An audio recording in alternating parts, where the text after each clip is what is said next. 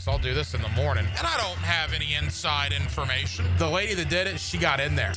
She made it happen. And he doesn't shy away from opinion. And I do enjoy drinking cold beer at ballparks. So if that makes me a baseball fan, then I'm a diehard baseball fan.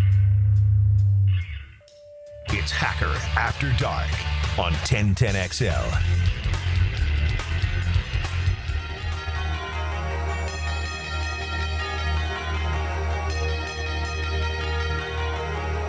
Oh, yeah. Boy, it gets here quick, doesn't it? Week number 3 of the National Football League. Kicking off in less than 15 minutes, the Miami Dolphins, the Buffalo Bills, a battle in the AFC East. Well, it's circle the wagons time for Miami. If they lose tonight, they're a big underdog. They're 0-3, and the Bills are 3-0. They'd be 3 out already. Big game for Miami. Buffalo looks like one of the best teams in football. Thursday night football, Dolphins-Bills, begins in less than 15 minutes. We will certainly keep you updated. And with that, a very good Thursday evening to you, Jacksonville. It is Hacker After Dark, 1010XL, 92.5 FM with Dylan Denmark. The Hacker Ryan Green with you. Glad you are with us. A Thursday that finds us one day closer to Jacksonville and Houston. We are now inside of 72 hours away from the Texans and the Jaguars. We are inside of 48 hours away from the Florida Gators and the Miami Hurricanes in what should be hopefully a very exciting football weekend here in Northeast Florida. Guest lineup tonight looks like this. I was in the Jaguar locker room earlier, had one-on-one conversations with linebacker Dennis Gardeck and defensive lineman Dawuane Smoot. Boy, how good has Smoot been 2 games into this season? What an addition he's been. Welcome back, Dawuane Smoot. So I will go one-on-one with both Dawuane Smoot and Dennis Gardeck coming up in the next segment here on Hacker After Dark. And towards the bottom of the 8 o'clock hour, my buddy Cecil Shorts, former wide receiver for the Jacksonville Jaguars and a former wide receiver for the Houston Texans. I'm going to ask Cecil a lot of things. I'm going to ask him about the Brian Thomas Jr. stuff. I think you'll find what he has to say very interesting. I'm going to ask him about the Texans and why they're struggling like they are, and Cecil will give his thoughts. The guy played for both teams, former Jaguar, former Texan. He'll give his thoughts on who he believes will come out victorious week 3 here in Jacksonville. Adam Lichtenstein as well, South Florida Sun-Sentinel, to give us the Miami Hurricane point of view on this Miami-Florida game coming up on Saturday night. And that's all in hour number 1. We are absolutely loaded. We are with you until 10 o'clock tonight in Jacksonville. As always, we are glad you are spending part of your Thursday evening with us. Every night here on Hacker After Dark, we do kick it off with a big deal of the night. And Dylan Denmark, let's do that right now. Time now for the big deal of the night. What's the big deal? What is the big deal? No, because it is a big deal. On Hacker After Dark. Last Hacker After Dark of the week. Again, Hacker After Dark turns into the Friday Night Lights postgame. So prediction time for the 2 big football games in Northeast Florida this upcoming weekend. Let me begin with Florida and Miami. Look, I'm not breaking any news here, right? I'm picking Miami to win the football game. You can be the most staunch, diehard, bleed orange and blue, goggle-wearing Gator fan out there. And I would love to have a conversation with you if you actually think that Florida is going to win. Not that they can win or might win, but if you think they are going to win. Like, I think Florida is going to be in the game. I mean, Florida's defense has been fantastic the last 2 weeks. Their running game, when they actually run the ball, has been pretty good. Their defense last year had a lot of success against Carson Beck, for the most part, in that Florida-Georgia game here in Jacksonville. I don't think Florida's getting boat raced. I don't think it's a blowout. But how in good conscience can anybody pick Florida to win based on the performance of the Gator offense, particularly DJ Lagway and the play calling that we've seen the last two games. Unless something magically transpired in the last week where Billy Napier is going to change his entire philosophy and DJ Lagway is going to snap out of whatever rut he is in, which is a pretty large one, I don't know how you could realistically pick Florida to win. Could they win? Yeah. Might they win? If a couple of bounces of the ball go their way, sure. But if you're predicting who you think is going to win, well, then that's easy. Give me Miami. But again, I don't think this is 45-10. I don't think this is even 35-17. I like Miami 30-20, 33-23, something along those lines. Give me the Canes by 10. Maybe it's a 3 or 7 point game. They add a score in the fourth quarter to make it a 2-score game, something like that. I don't think they cover. I think the spread's, what is the spread, Denmark? Do we know? 7.5 right now. So it's down to 7. Okay, so it's down. So, yeah, maybe they do cover that. I thought it was higher than 7.5. That's close, though. I could see that. But if it's 7.5, I think Miami covers by a bit. I like Miami by 10. And, look, people will be upset. People will be angry. But this is who Florida is. They have talent alone to be in these games. I just don't believe in their coaching right now because I have been given no reason to believe in their coaching or, quite frankly, their quarterback play. So give me the Hurricanes by 10 down in South Florida. That brings me to the Jaguars and the Texans. Week 1, I said all week Jacksonville was going to beat Carolina. I was right. Well, everybody picked Jacksonville to beat Carolina for the most part. Last week, I felt pretty confident Cincinnati was going to beat Jacksonville. Was right. Despite Joe Burrow getting hurt, Cincinnati still beat Jacksonville. So I'm 2-0 picking Jaguar games this year, and that brings me to week 3. Brings me to Sunday. I have no idea.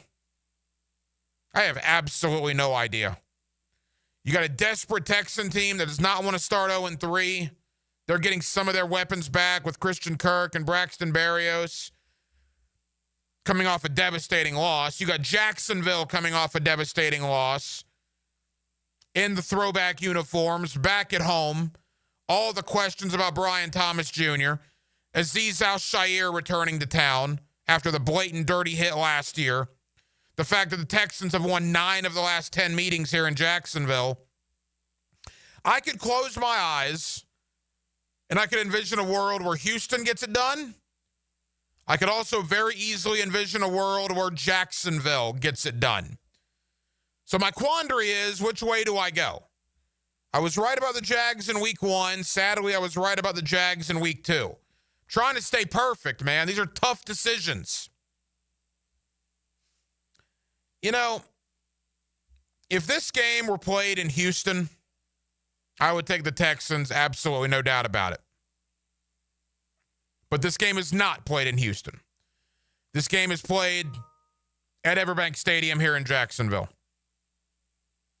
I believe the Jaguars are motivated after what happened here last year against the Texans.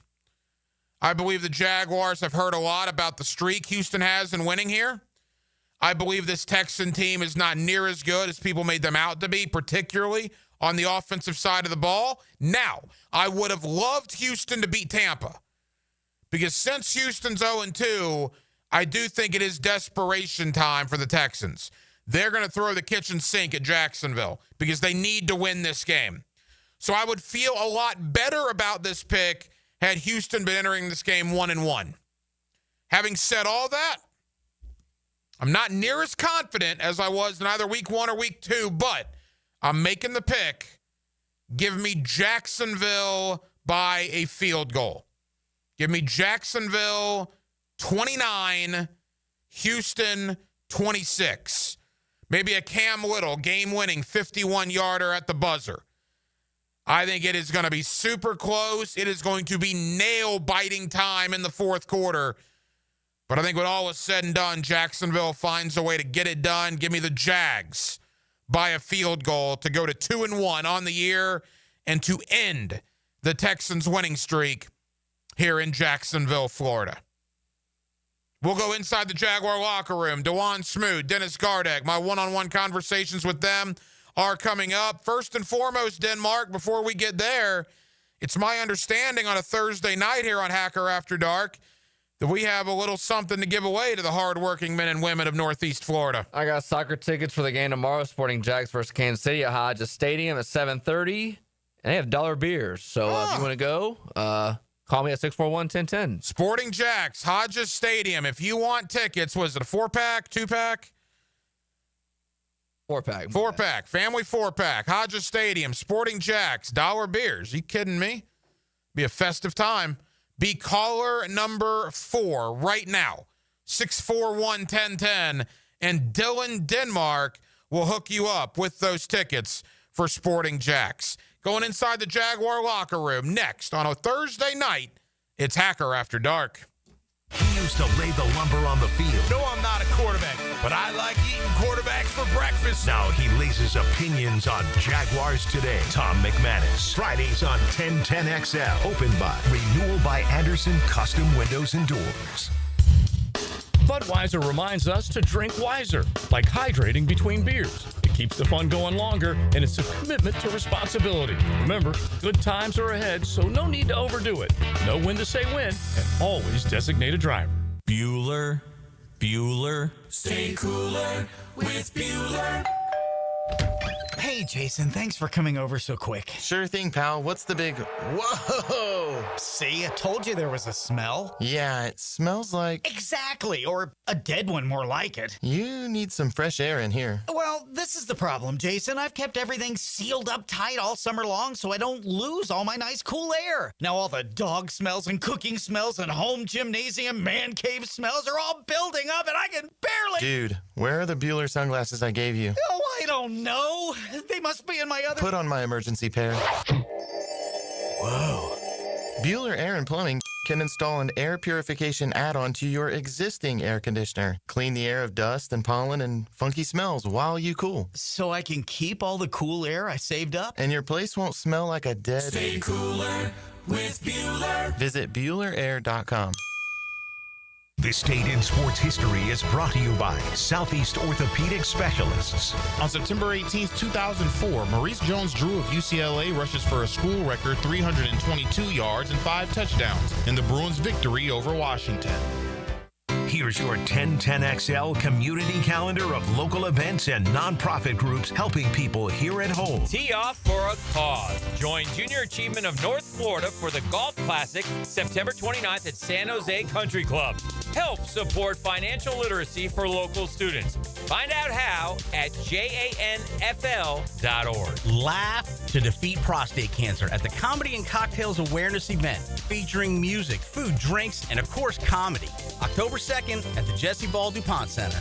The average cost associated with childhood cancer is a startling $833,000. This is Tom Coughlin, and September is Childhood Cancer Awareness Month. Help the J Fund raise awareness to help our neighbors and community members tackling this devastating disease.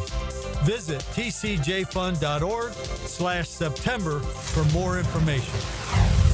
You can find out how to share your community event at 1010XL.com. Jags fans, this one's for you. If you've got MyGate rewards, you're already in the game. But now you've got a shot at the ultimate prize, meeting QB1 himself, Trevor Lawrence, at Everbank Stadium with 3 friends by your side. With the MyGate Rewards Gatorade Club, every 5 Gatorade items you purchase equals 1 entry toward your chance to win. Stack them up and score big. See store for details. Gear up for the season. Gates got you. Homeowners, storms don't wait, so why should you? Protect your home and your wallet with Universal Roof and Contracting. Save up to 20% on roof replacements and repairs now through September 30th. Financing is available with payments as low as $115. Call 855-ROOF-HELP for your free inspection. Universal Roof and Contracting, protecting your home, building your trust. License number CCC 057165, CBC 1258484. UniversalRoof.com. After an accident, you may have an x-ray that looks normal, but you're still in pain. That's because soft tissue injuries like sprains and tears don't show up on x-rays. And if an insurance company doesn't see it, they may not believe you're hurt. When they don't take your pain seriously, we fight back. We know doctors who are experts in diagnosing soft tissue injuries. They can help us prove that your pain is real, and we'll seek to get you paid for all of your future medical expenses. Farah and Farah, Jacksonville.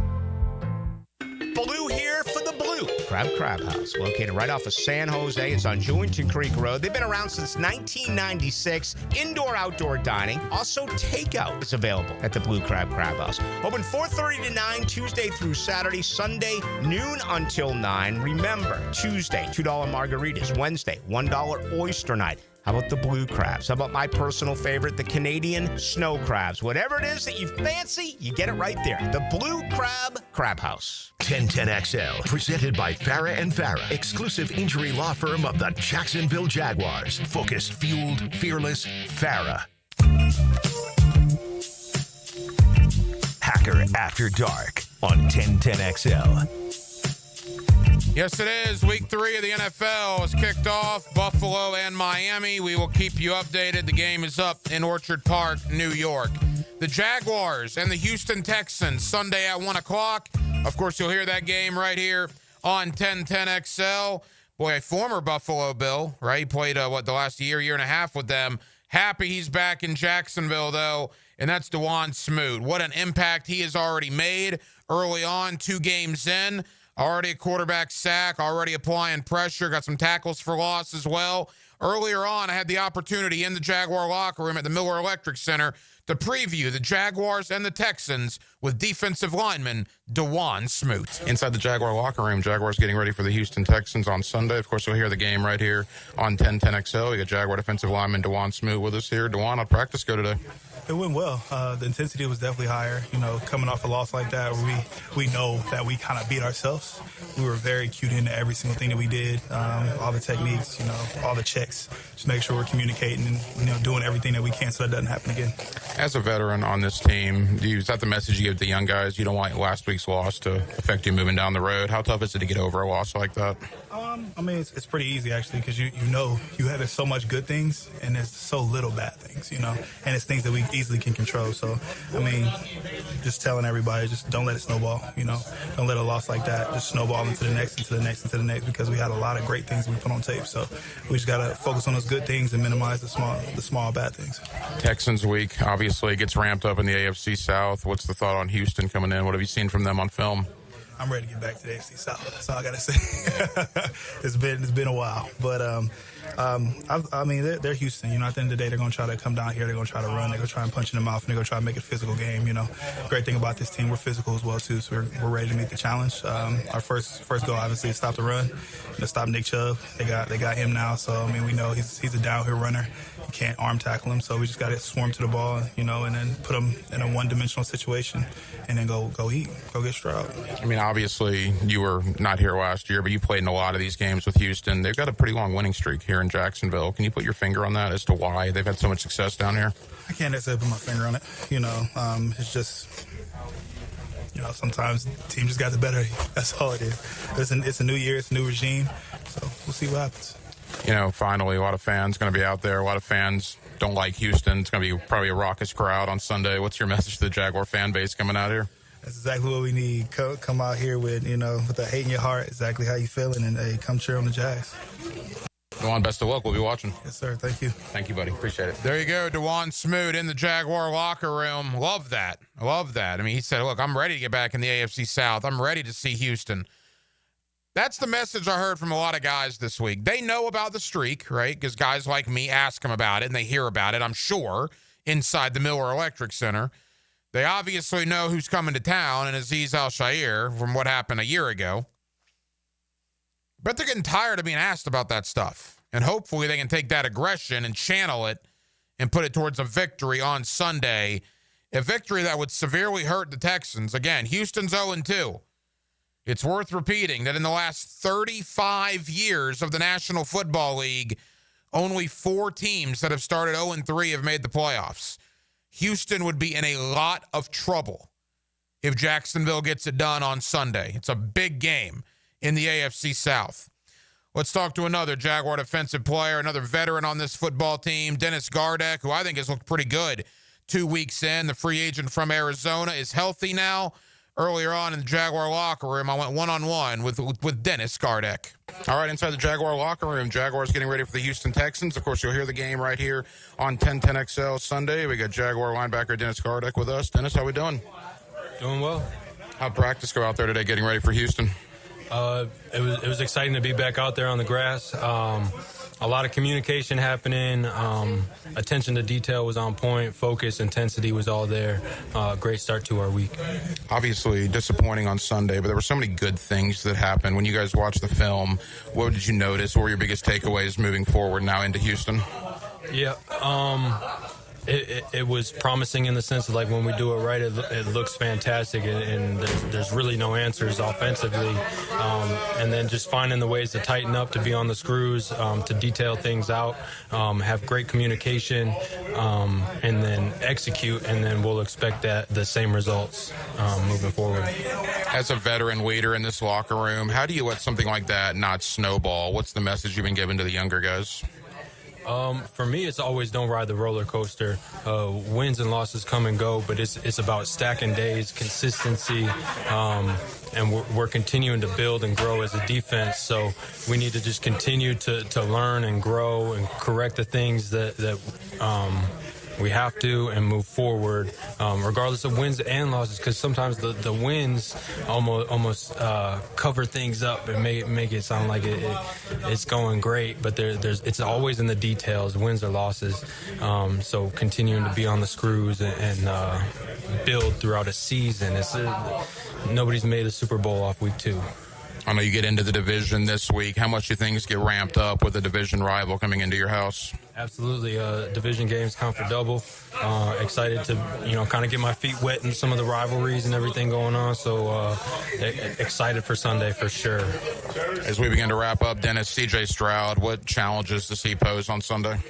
Yeah, a great competitor. He can continue to make plays and keep things alive with his feet. So we got to find a way to rush him smart and continue to attack and change the picture up on him. Final question. Jaguar fans don't particularly care that much for Houston. Houston's got a pretty long winning streak here. Fans are going to be riled up on Sunday. What's your message to the Jaguar fan base coming out? Message to the Jaguar fans coming out. Buckle your chin straps. It's going to be a physical one. Dennis Gardeck. Dennis, best of luck. We'll be watching. All right. Thank you. There you go, Dennis Gardeck. That guy's all business, man. That guy does not mess around. Nice guy, but even during that interview, he kind of looks at you like, let's do this. He's ready for Sunday, which I like. Look, the veteran guy coming in here. I like the guys that they brought in. Whether it's Gardeck, whether it's Eric Murray, obviously Jordan Lewis, DeJuan Smoot, Austin Johnson, a lot of veteran defensive guys, Emmanuel Ogbah, have been big parts of this team so far this season. How about this? On Thursday Night Football, the Miami Dolphins take the opening kickoff and drive right down the field. Ollie Gordon punches it in from 2 yards out.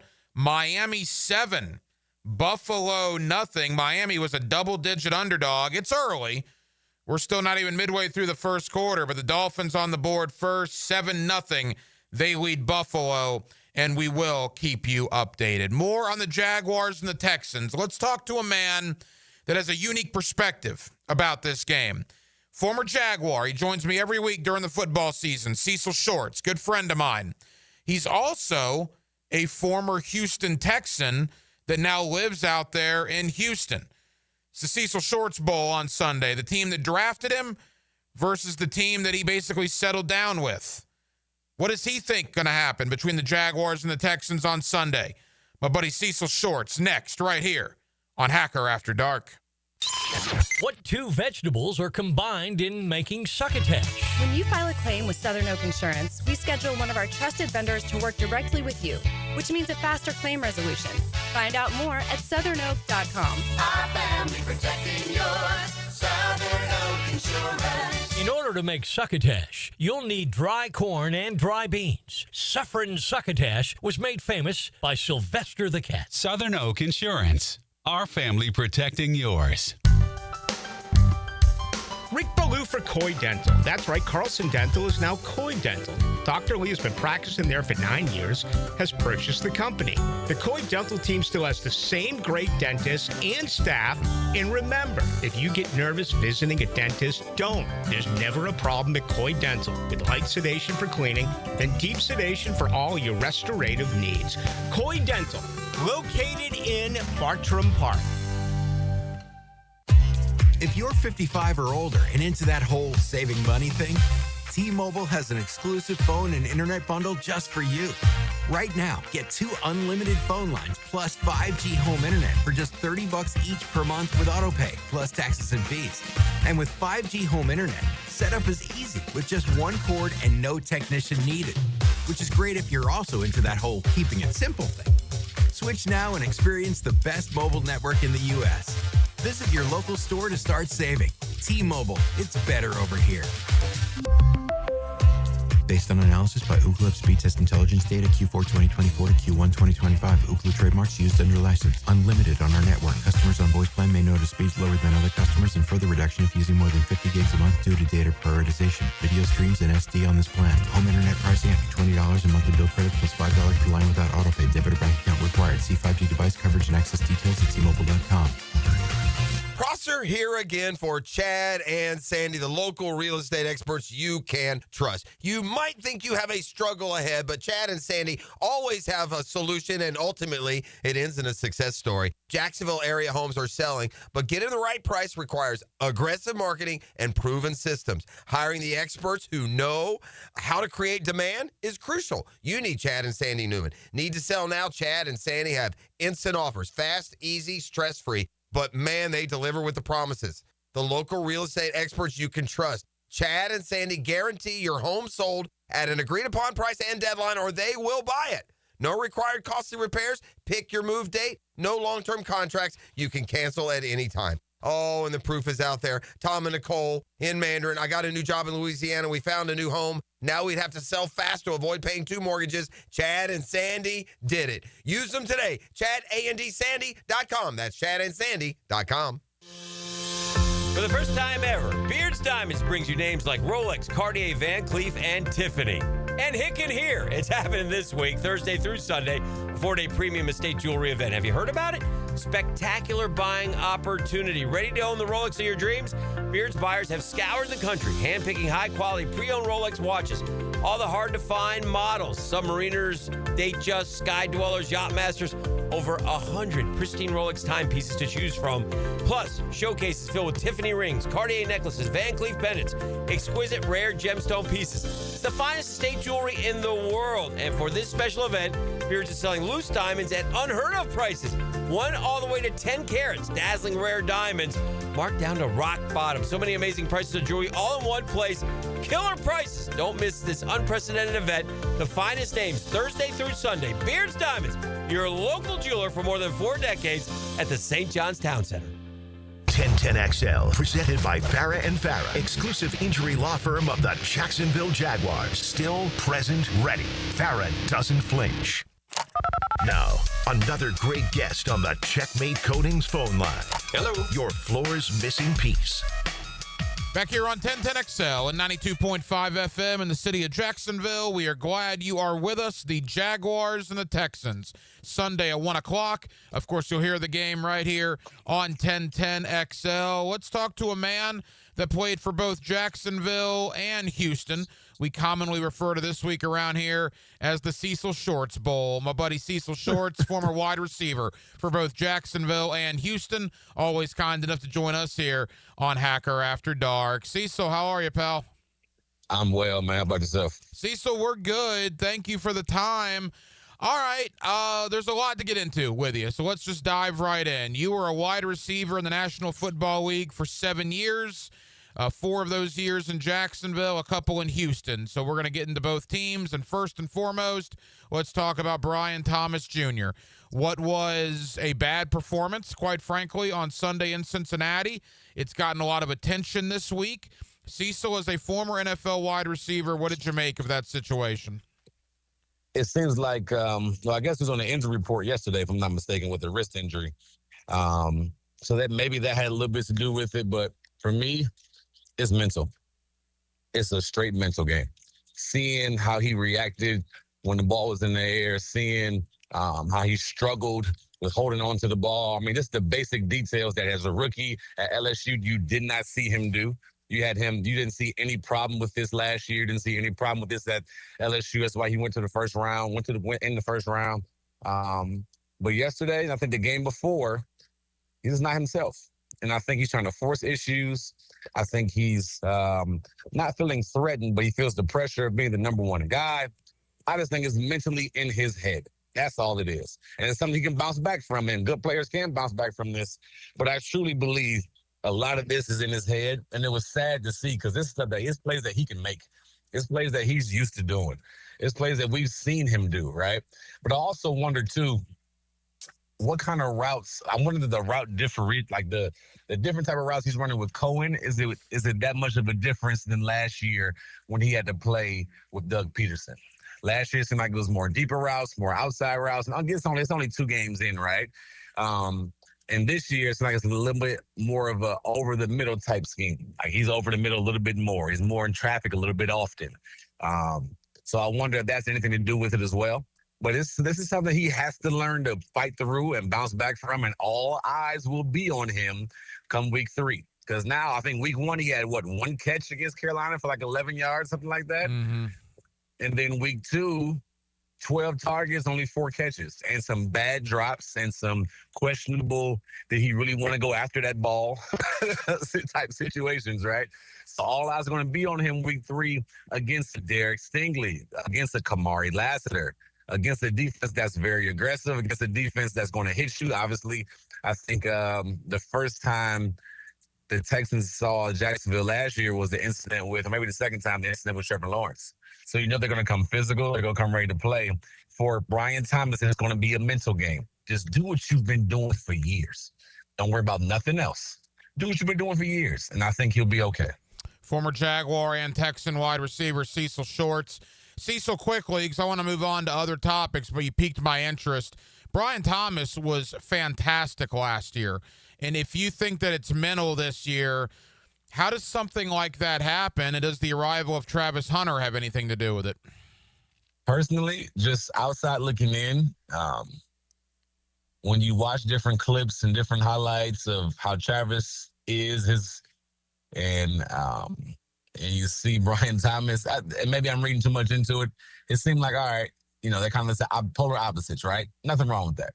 Been in receiver rooms where I'm the opposite of somebody exactly, or whatever the case may be. But I do think as far as the pressure, I can kind of feel like he has to, another guy going the first round, going to play receiver, you kind of feel that pressure. Anytime a receiver comes in the room and is supposed to be really good, you do feel some pressure. You do feel like you got to go prove yourself. You do feel like you got to go out there and prove that you belong, that you're a guy, that you can be reliable.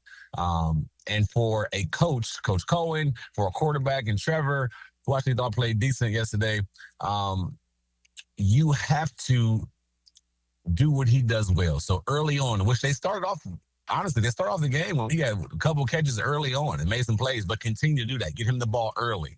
Find short ways if it was a hitch, if it's a slant.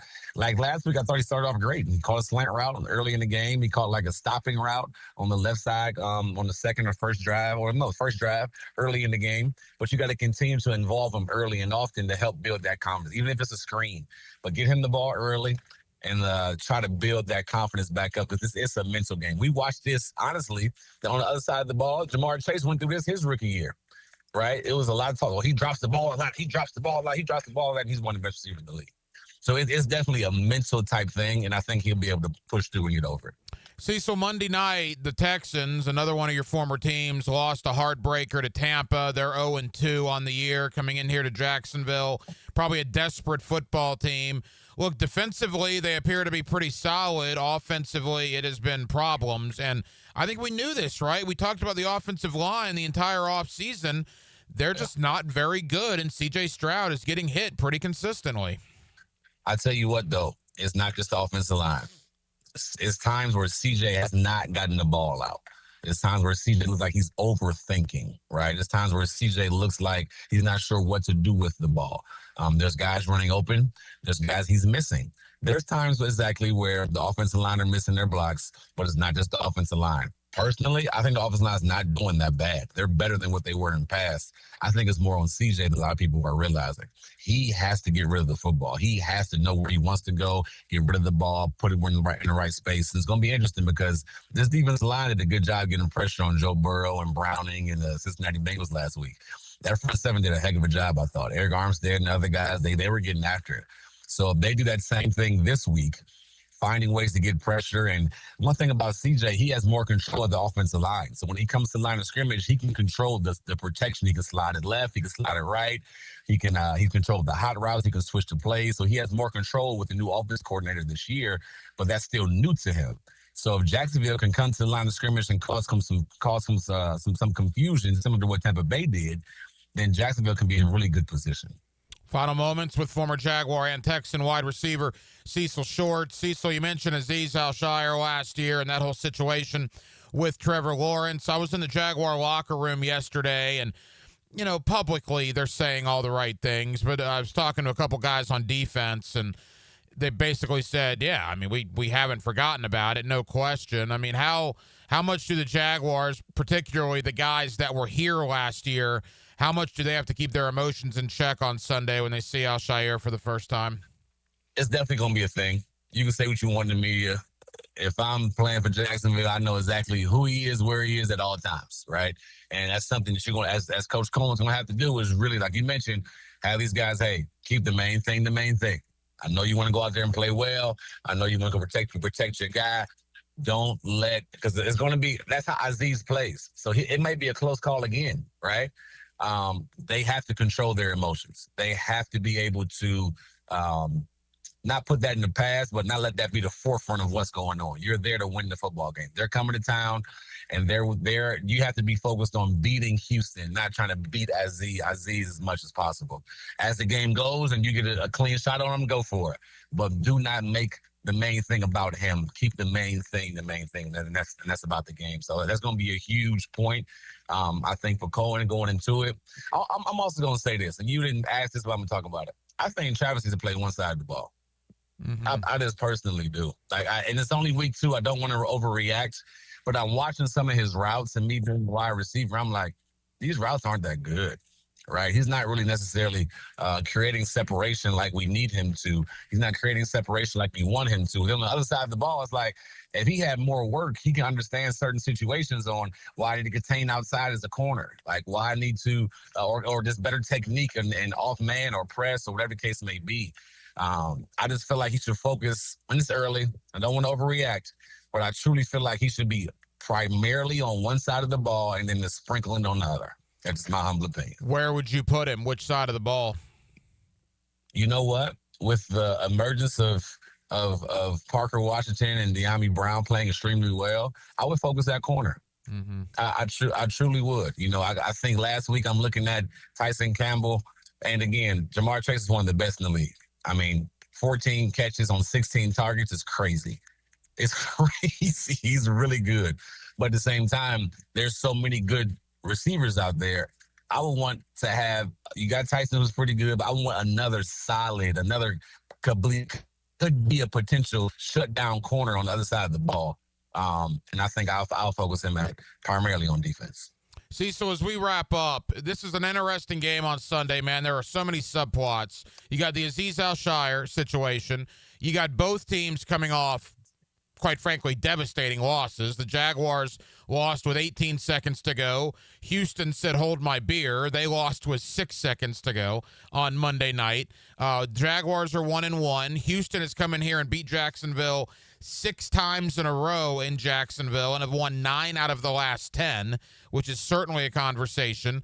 And Houston's 0-2. If they lose, they fall to 0-3, and only 4 teams in the NFL in the last 35 years have started 0-3 and went on to make the playoffs. So both teams are desperate. Both teams are motivated.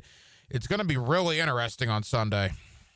It's going to be really interesting. I hate to say it's a must-win situation, But I think for Houston, it's a must-win. They had so many expectations coming into the year. So many, hey, can they win the AFC South again for the third time in a row or whatever it is? And, they posted, they made these trades and made these acquisitions. Can they really get better and get over the hump? Or you start off 0-2.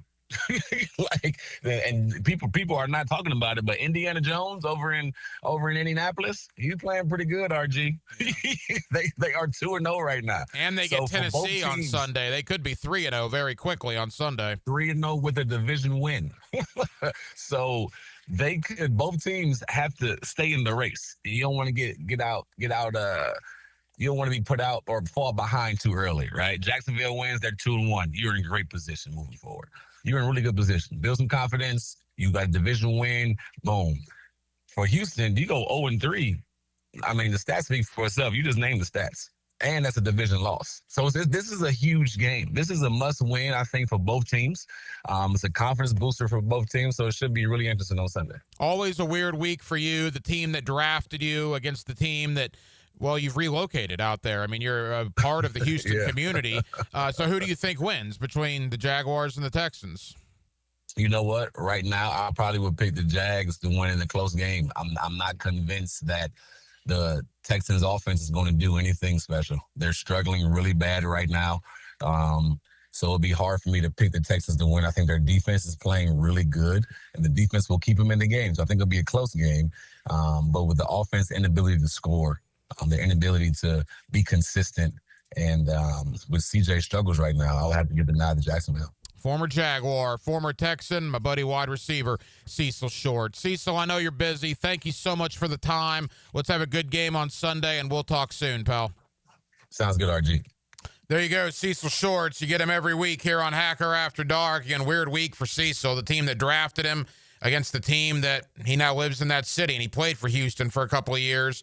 But he likes Jacksonville to win the game on Sunday. Week 3 of the NFL is underway. Buffalo and Miami, 7 apiece. The Dolphins scored on the opening drive, an Ollie Gordon touchdown. Bills responded. Josh Allen to Dalton Kincaid. 7-all still in the first quarter. Miami just had to punt.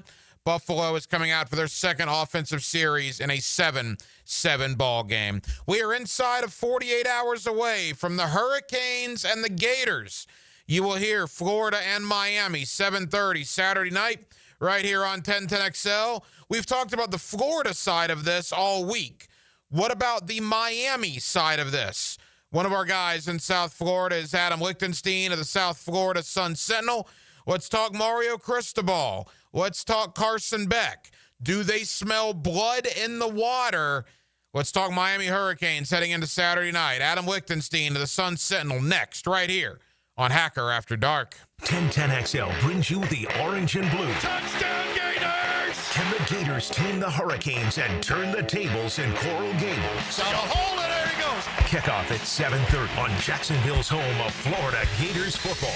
1010XL. Baloo here for Smunez Vision. Why Smunez Vision? Well, I've been with Dr. Neil Smunez now since I got back to Jacksonville in 2006. 37 years of experience he has. Smunez Vision is a family organization that focuses on personal high-quality medical and surgical eye care. Dr. Catherine Smunez is fellowship trained in cornea and cataract surgery and all refractive surgery. Combined, that's 30 years plus in laser eye surgery. Visit SmunezVision.com today. Here you can see.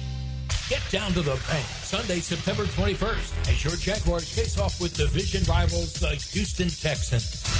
Celebrate Hispanic heritage and witness history as the Jaguars take the field for the first time this season in the legendary Prowler throwback jerseys. Lock in your seats now for a 1 p.m. kick by visiting Jaguars.com/tickets or call 904-633-2000. We can't wait to see you at Everbank Stadium. I'm Max Fink. Join me for the Gator Report on 1010XL as I break down the latest storylines in Gator Nation. Put together by San Jose Collision on the home of the Florida Gators. 1010XL. Go, Gators! Are you trapped at a high-rate mortgage, watching your hard-earned money vanish every month? Stop right now. At Loan Pronto, they are delivering the lowest mortgage rates in 3 years. Hey, Prosser here. Loan Pronto's rate reduction home loan program is a streamlined, low-cost way to slash your house payments by hundreds of dollars a month. Lock in at a fixed rate as low as 4.99% APR and close in as little as 2 weeks. No appraisal needed in most cases. And here's the kicker. You can skip your next 2 house payments entirely. Don't wait. Rates this low won't last. Call Loan Pronto now for your free, no-obligation quote. Loan Pronto is amazing. So start now by calling 904-999-1508. That's 904-999-1508. Or visit loanpronto.com to lock in your new low rate and skip those next 2 payments. 999-1508 or loanpronto.com. Equal housing lender, NMLS 1661781. Subject to lender approval, NMLS, consumeraccess.org. 1010XL is your home for Florida Gators football. Protected by the law firm of Farah and Farah, Randy Marion Cadillac of Jacksonville, and Renewal by Anderson Custom Windows and Doors. Follow every Gators game on 1010XL. Hey folks, Mike Dempsey here. You've heard me talking about Pella Windows and Doors. With great ratings and expert reviews, you know they're high quality and energy efficient products. So what's your next step? Schedule a free consultation at PellaJacks.com or just stop by the Pella showroom on Phillips Highway. Their professional design consultants will guide you through your entire project from start to finish. And that's the quality and service you can expect from Pella Windows and Doors. At the First Coast YMCA, you'll find much more than just a gym. We offer many ways to help you become more active, reach your weight loss goals, and find your inner strength. Membership at the Y includes state-of-the-art facilities, a huge variety of fitness classes, and programs for all ages. It's easy to join the Y since it's affordable for all incomes. The Y is a great place to make connections and experience something new. Visit the YMCA near you or online at fcymca.org. Jacksonville is game time, and just like the Jaguars fight for every yard on the field, Duck Duck Rooter fights for every customer at home. From plumbing repairs to septic pump outs to keeping your AC cool all season long, we've got the winning playbook. Duck Duck Rooter is a proud partner of the Jacksonville Jaguars and delivers championship service every time. When plumbing, septic, or AC problems put you on defense, don't fumble the call. Dial 904-862-6769 or visit duckduckrooter.com. Duck Duck Rooter, when you're stuck, call the Duck. 1010XL, presented by Farah and Farah, exclusive injury law firm of the Jacksonville Jaguars. When it's game time, Farah doesn't flinch. Now, another great guest on the Checkmate Coatings phone line. Hello. Your floor's missing piece. Back here on 1010XL and 92.5 FM in the city of Jacksonville. We are glad you are with us. Florida and Miami. Saturday night down in Miami. Of course, you will hear the game right here on 1010XL as the Florida Gators look to pick up the pieces of a 2-game losing streak, but it's not a very good situation when you have a 2-game losing streak and you're going to play a team ranked in the top 5 in America. Let's talk about those Miami Hurricanes, the season to this point, and how they are looking at this Florida game down there on Saturday night. Adam Lichtenstein of the South Florida Sun-Sentinel is our guy when it comes to Miami, and he's always kind enough to join us here on 1010XL. Adam, how you doing, man?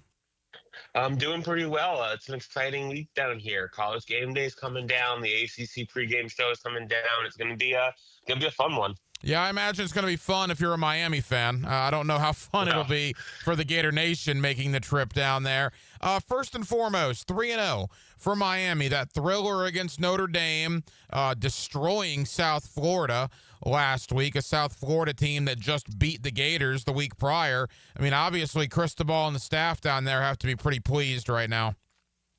Yeah, I think they're pretty happy with how things are going. But I guess that, when you ask Mario Cristobal or you ask the coordinators about how things are going, they'll say, yeah, it's going well, but there's always room for improvement. And they played really well against USF last week, but there are spots that could have improved on. They gave up a few explosive plays to USF, and Carson Beck threw a couple picks, only one of which I'd say was really his fault, but threw a couple interceptions. So always things for them to work on. Again, relatively early in the year, but how would you assess Carson Beck through 3 games? Honestly, I'd say he's doing really well. I mean, he actually leads the nation in completion percentage right now, completing nearly 80% of his passes. I mentioned that he threw 2 interceptions, but, along with those 2 interceptions, he only had 3 other incompletions the whole game. So, I mean, he's doing really well. He's got weapons. He's putting the ball, where it needs to be most of the time. He's getting a ton of protection from the offensive line, which obviously really helps any quarterback. So, I think he's not put up the gaudy numbers that Cam Ward did to start last year that had him in the Heisman conversation in the first couple weeks of the season. He's not quite put up that level of numbers, but he's done everything they've asked for. He's done pretty well. Even got to break out the wheels a little bit last weekend and scored a rushing touchdown. Adam Lichtenstein of the South Florida Sun Sentinel talking Miami Hurricanes with us here on 1010XL. Adam, you and I talked in the preseason, and at that point there were some questions about the skill position talent surrounding Carson Beck. I think some of those questions have been answered. A couple of those wide receivers, particularly Daniels and Toney, have really, really looked good. Yeah, absolutely. You look at the two big skill positions, like running back and wide receiver. And running back, you have Mark Fletcher leading the way. He's been, honestly one of the best running backs in the nation so far. If you go by PFF, running grade, he's one of the best running backs in the country through 3 games. He had an awesome game last week, rushed for 120 yards, a couple touchdowns. And, if you look at the yards after contact, USF was loading the box and they were getting people to him, but he was just running through them. I think he had of his 120 rushing yards, I think 90 were after contact. So he's doing phenomenally. And then you said the receivers, we were concerned or, at least questioning after Miami lost everyone from last year's team. Xavier Restrepo, Jacoby George, Isaiah Horton, Elijah Arroyo, all these guys were wondering, is Carson Beck going to have anyone to throw to? And the answer is yes. CJ Daniels, first of all, he's a veteran guy. Didn't do a ton at LSU last year, but he's come into Miami and he's been fantastic. I kind of jokingly asked him after week 2, after Bethune, after he made a couple excellent catches, I was trying to joke and ask him in the postgame press conference, do you ever make a normal catch? Because every catch you make is just a spectacular grab. He did it again against USF. He had another excellent catch when he was being interfered with. So he's been very good. You've seen the emergence of a couple freshmen in Malachi Toney and Josh Moore. Toney had a great, kind of broke on the scene, in a nationally televised game against Notre Dame to open the season. Last week it was Josh Moore who had 2 touchdowns, and both of those kids are Broward kids. They're local guys who Miami brought in out of the high school ranks, and they're they worked hard in the off season, and now they're getting the chance to prove themselves, and they are during the season. Adam, I don't think there's any question that the Miami Hurricanes did not go to the playoff last year because of their defense. The offense was fantastic. The defense certainly let them down. Cristobal did wholesale changes on the defensive staff. Again, 3 games in, you got to consider the competition, Notre Dame, Bethune, and South Florida. But from an outside point of view, I would think so far so good. That defense looks considerably better. Yeah, absolutely. And like I mentioned, I did give up a couple, deep passes, a couple explosive plays to USF. But the big thing coming into last week's game was how they were going to try to contain Byron Brown, obviously a very talented dual threat guy. And they did. Brown only, granted this includes, sacks as well, but Brown only had 2 rushing yards. They held him to his lowest completion percentage of the season, lower than Florida, lower than Boise State did. It all starts up front with them. Mario Cristobal builds his teams from the trenches out. And the trenches on the defensive side have been doing fantastic. You look at Ruben Bain and Akeem Mesidor might be the best, through 3 weeks, the best pair of defensive ends in the country. They're playing excellent, getting so much pressure on quarterbacks. They're doing well stopping the run. It's firing on all cylinders there right now. And then in the secondary, which, like you said, was totally redone. I think they've not been outstanding. They could do better, but they've been good, definitely good enough. They've been solid. Guys like Audrey Frederic and Xavier Lucas, Damari Brown, Ethan O'Connor, they rotate in multiple guys. They've done their jobs solidly. I wouldn't say perfect, but well enough. And then at safety, you've seen a freshman, Bryce Fitzgerald, who was actually the only freshman in this recruiting class who didn't enroll early. He got here, quote, late, when freshmen normally arrive in the summer. And he's, rotated in, and he's made a really good early impression. He's got 2 picks in his first 3 games, which is impressive for anyone, let alone, a freshman who was in high school a couple months ago. So overall, the defense has played well. And they've been tested against Notre Dame and USF, so they've done well, but there's still, I think, room for improvement there too. Final moments, Adam Lichtenstein of the South Florida Sun-Sentinel. Again, Florida and Miami Saturday night. You'll hear it right here on 1010XL. It's going to be a Miami infomercial on Saturday because no one really wants to talk about Florida, at least anything positive. Game day is down there. You mentioned the ACC show is down there as well. I can't even remember the last time game day was in Miami. I mean, what an opportunity for Miami on a national stage on Saturday.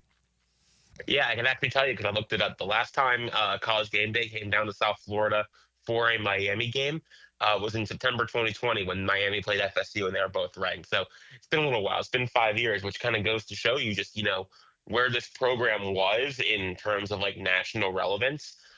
Even when Mario Cristobal got here, when the last couple of years, like you said, it's going to be an infomercial for him. It's a chance for them to get on the national stage and, get a national primetime game. Their second of the year after, beating Notre Dame in week 1. And it's a chance for them for, people to watch this Hurricanes team against a, still, as rough as Florida's played through the first couple of weeks, they're still a talented team. They're still a talented SEC team. So there's ability there. I think it's going to be a chance for the Hurricanes to show out and, really prove themselves, because I listen to a lot of national programs, and the talk around Miami is they're good, but when are they going to, inflict some, harm on themselves? When are they going to make a mistake and, cost themselves a game? When's Mario Cristobal going to mismanage a game and, make a game close or lose a game? So I think this is a chance for maybe some people on the national level, some just national college football fans to watch the Hurricanes and get a look at what they're building down here. It's a wounded Gator team, as you mentioned. I'm not breaking any news here. I'm picking Miami to win. I think anybody that's not inside that Gator locker room is probably going to pick Miami to win on Saturday night. And with so many recruits that'll be in the house, probably choosing between Florida and Miami, Cristobal is the kind of guy that if he can run it up a little bit, he probably will on Saturday night, correct?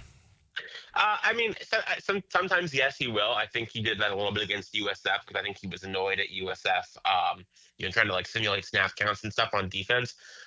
But yeah, this is a chance to win an in-state battle, which is always important when you're competing for, the best players in Florida. Miami and Florida have been battling for a lot of top recruits, since Napier and Cristobal both got to their respective programs. And this could be, I don't have any insider insight on the Gators, but, it's a chance for Cristobal to really put his foot on the neck of Billy Napier's, whole Florida tenure.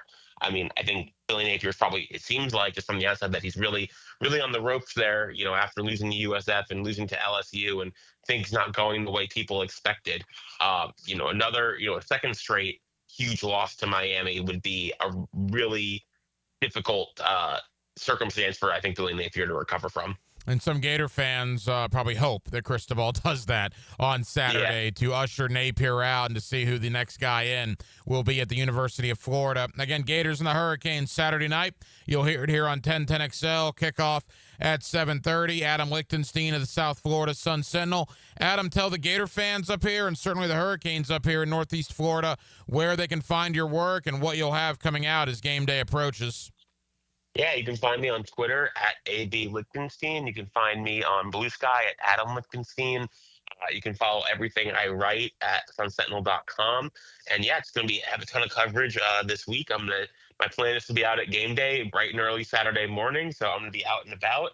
And Saturday night, be back up in the press box and, excited to see how this one goes. I think this one, I think it could be close. I don't know if it will be, but I think it could be a close game. He's our guy when it comes to the Miami Hurricanes, Adam Lichtenstein of the South Florida Sun-Sentinel. Adam, I know you're busy. Thank you for the time. Enjoy the game, and we'll talk soon. No problem. Thanks for having me. Came out here, City Slickers. You're going to go home, Cowboy. It's not a cattle drive. It's the Randy Marion Cadillac of Jacksonville drive of the game. You're done real good, Cowboys. On 1010XL. Does anybody know how to get where we're going? Bueller. Stay cooler with Bueller. Hey, Jason, thanks for coming over so quick. Sure thing, pal. What's the big... Whoa! See, I told you there was a smell. Yeah, it smells like... Exactly, or a dead one more like it. You need some fresh air in here. Well, this is the problem, Jason. I've kept everything sealed up tight all summer long so I don't lose all my nice cool air. Now all the dog smells and cooking smells and home gymnasium man cave smells are all building up and I can barely... Dude, where are the Bueller sunglasses I gave you? Oh, I don't know. They must be in my other... Put on my emergency pair. Whoa. Bueller Air and Plumbing can install an air purification add-on to your existing air conditioner. Clean the air of dust and pollen and funky smells while you cool. So I can keep all the cool air I saved up? And your place won't smell like a dead... Stay cooler with Bueller. Visit BuellerAir.com. The best value for golf in Jacksonville remains Cimarron. Totally reestablished with new tee boxes, improved fairways and greens. Also a brand new restaurant with indoor and outdoor settings and live music. Join the Wild One loyalty program online at Cimarron Golf. When's the last time you played Cimarron? Cimarron Golf Club on 210, the Wild One. It's not girl talk, it's sports talk. Let's talk football. Tom McManus adds his helmet to the heels with Lauren Brooks and Taylor Dahl. Afternoons 2 to 4. Fought for you by Green Law Group on 1010XL. Homeowners, storms don't wait, so why should you? Protect your home and your wallet with Universal Roof and Contracting. Save up to 20% on roof replacements and repairs now through September 30th. Financing is available with payments as low as $115. Call 855-ROOF-HELP for your free inspection. Universal Roof and Contracting, protecting your home, building your trust. License number CCC 057165, CBC 1258484. UniversalRoof.com. Home of the Jaguars. WJXL AM Jacksonville Beach. WJXL FM Jacksonville Beach. Hi, this is Dave Barker. Want to grow your hair back? IHRS, right here in Jacksonville, is the only hair transplant clinic in the Southeast to offer multi-unit hair grafting and the 45-minute PRP treatments. Grow your hair back. Call now for a free in-person evaluation. 904-777-IHRS. 904-777-4477 or visit hairforme.com. If you are an experienced electrician looking for your next big opportunity, look no further than the Miller Electric Company, a trusted name in the industry for over 96 years. At Miller Electric, we tackle the biggest projects in the city, offering you the chance to showcase your skills on a grand scale. We believe in rewarding hard work with the best pay, top-notch benefits, and an unbeatable culture where people actually care about each other. Take your career to new heights with Miller Electric Company. Apply today at millercareers.com. Miller Electric, an equal opportunity employer.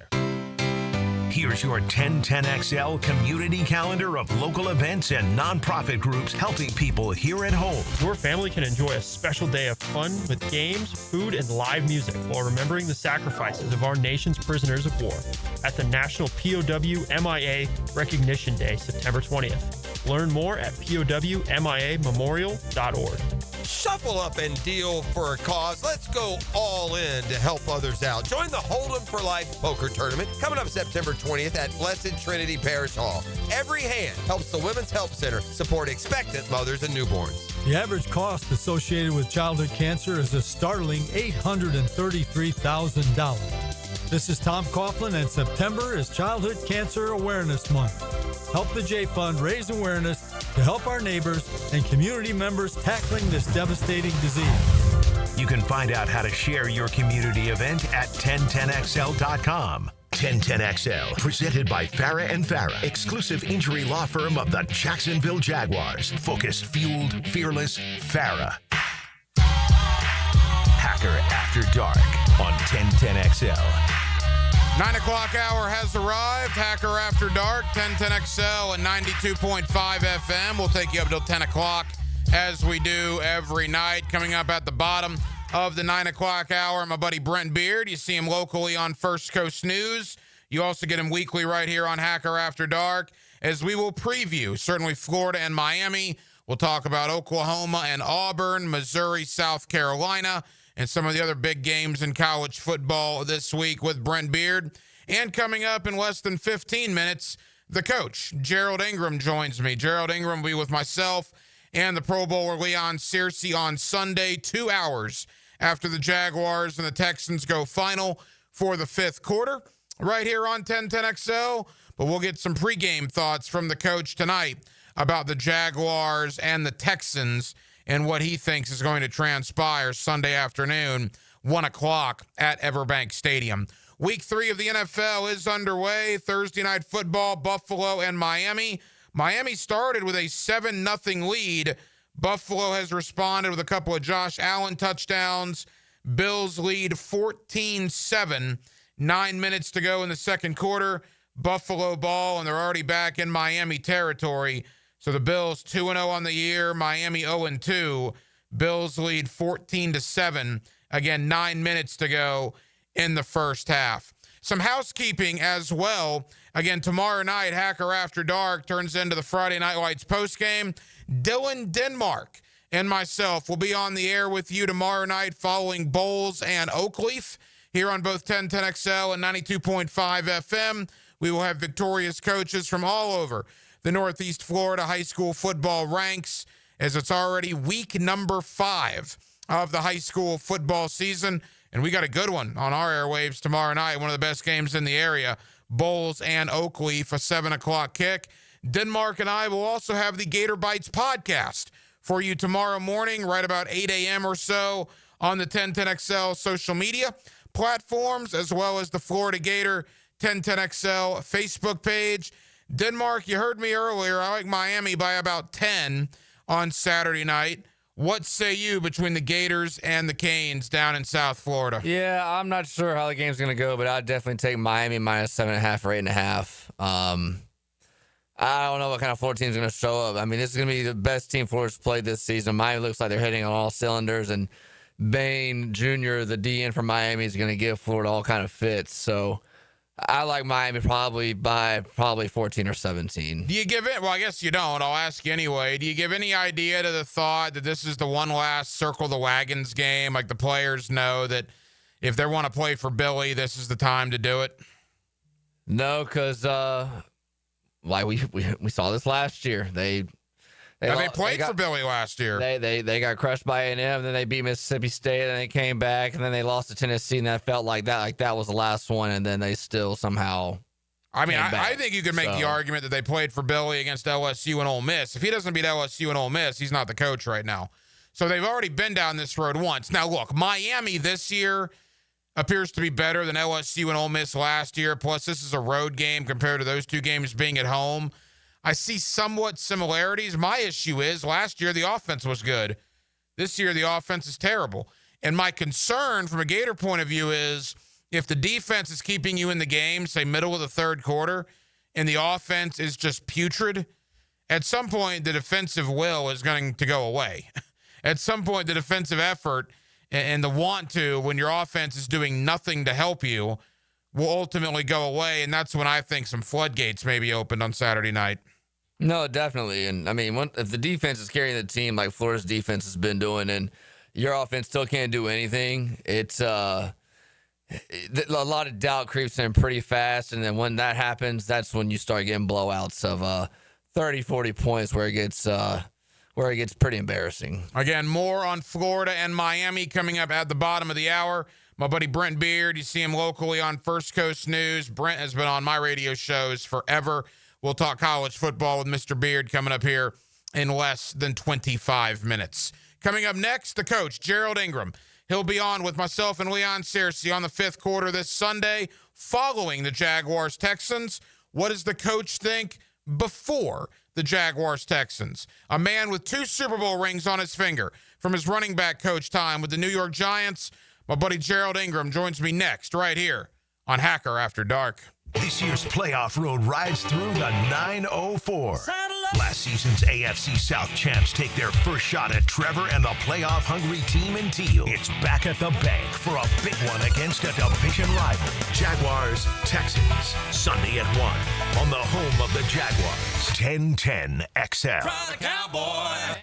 Blue here for the blue. Crab House, located right off of San Jose. It's on Jewington Creek Road. They've been around since 1996. Indoor-outdoor dining. Also, takeout is available at the Blue Crab House. Open 4:30 to 9, Tuesday through Saturday. Sunday, noon until 9. Remember, Tuesday, $2 margaritas. Wednesday, $1 oyster night. How about the blue crabs? How about my personal favorite, the Canadian snow crabs? Whatever it is that you fancy, you get it right there. The Blue Crab House. Hey Jacksonville, this is Chip Davis, director of the Flounder Pounder Fishing Tournament. We are fast approaching our 16th annual tournament benefiting the Jacksonville School for Autism. With the help of our amazing community, we raised over $1.4 million the last 15 years. This year's tournament will be held at Palm Valley Outdoors on the Intercoastal Waterway. Captain's meeting is Thursday night, October 9th, and the tournament is Saturday, October 11th. I'm inviting you and your family to come out and enjoy our tournament festivities, raise some money, and support autism awareness. Special thanks to U.S. Army Recruitment Jacks for their support. Flounder Pounder for Autism 2025. See you there. Maxed out on credit cards, struggling with high interest debt? You could pay it all off in days with Loan Pronto's Rapid Equity Loan. Hey, it's Prosser here. Get cash out now without touching your low-rate first mortgage. No appraisals, no waiting, no BS. The Rapid Equity Loan Program at Loan Pronto is amazing. One Loan Pronto client just got $300,000 approved in under 24 hours. They paid off debt, renovated their kitchen, and cut their monthly expenses by $1,800. That's a huge turnaround. Instant approvals, low rates, no hard credit pull up front. That's Loan Pronto. Listen, your home equity is yours. Use it. Get cash to consolidate your debt down to one easy, low monthly payment. Call Loan Pronto now for a free instant appraisal for your home and see how much cash you can get today. Loan Pronto is an A+ rated by the Better Business Bureau and have nearly 2,500 5-star Google reviews. Call now and start the conversation. Go to loanpronto.com or call 999-1508. That's loanpronto.com. Start your Saturday with a whiff of the great outdoors. Captain Kevin Favor here with Captain Kirk and Jeff Loggeman, and we bring you the fresh air of the great outdoors. On the Nimnet Outdoors Show, presented by Duck Rooter Plumbing, Septic and Air Conditioning on 1010XL. Hey, Jacksonville, I'm sure by now you've seen our bright green GFL trucks and containers throughout the greater Jacksonville area. We are an industry leader in solid waste and would love the opportunity to earn your business. We are committed to customer service, reliability, and have unwavering focus on safety. Whether commercial or construction, let us haul your waste away. Call 904-760-5880 to get a quote today. GFL, green for life. For the first time ever, Beard's Diamonds brings you names like Rolex, Cartier, Van Cleef, and Tiffany. It's happening this week, Thursday through Sunday, a 4-day premium estate jewelry event. This is a spectacular buying opportunity. Your chance to own the world's premium brands. Ready to own the Rolex of your dreams? Beard's buyers have scoured the country, handpicking high-quality pre-owned Rolex watches. All the hard-to-find models. Submariners, Datejust, Skydwellers, Yachtmasters. Over 100 pristine Rolex timepieces to choose from at exceptional value prices. Plus, showcases filled with Tiffany rings, Cartier necklaces, Van Cleef pendants, exquisite rare gemstone pieces. The finest estate jewelry in the world at prices you never thought possible. And for this special event, Beard's is selling loose diamonds at unheard of prices from 1 carat to 10 carats. Dazzling rare diamonds marked down to rock bottom. Don't miss this unprecedented event. The finest names, the highest quality, the guaranteed best values. It's this Thursday through Sunday, September 18th through 21st. Come early for the best selection. Beard's Diamonds at St. John's Town Center.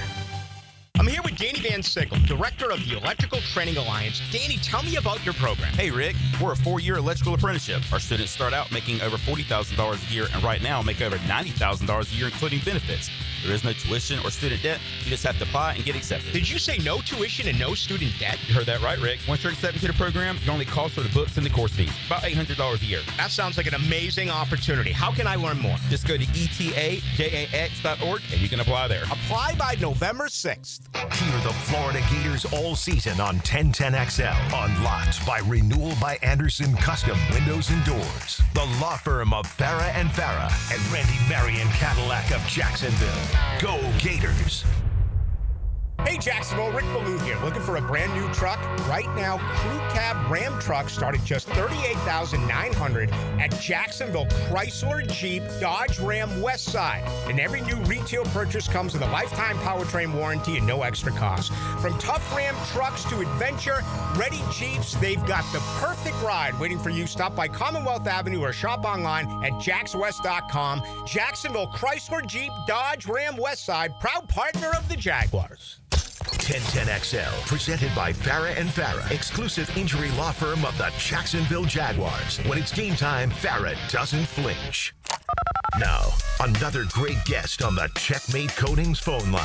Hello. Your floor's missing piece.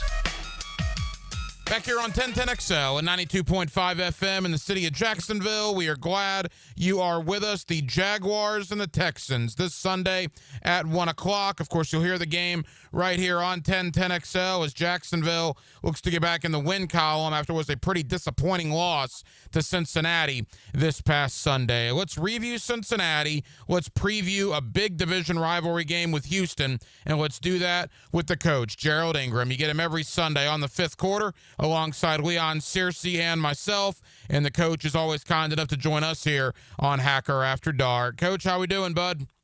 Oh, it's a great day today. It's a new day, new week, and another opportunity to try and win a game.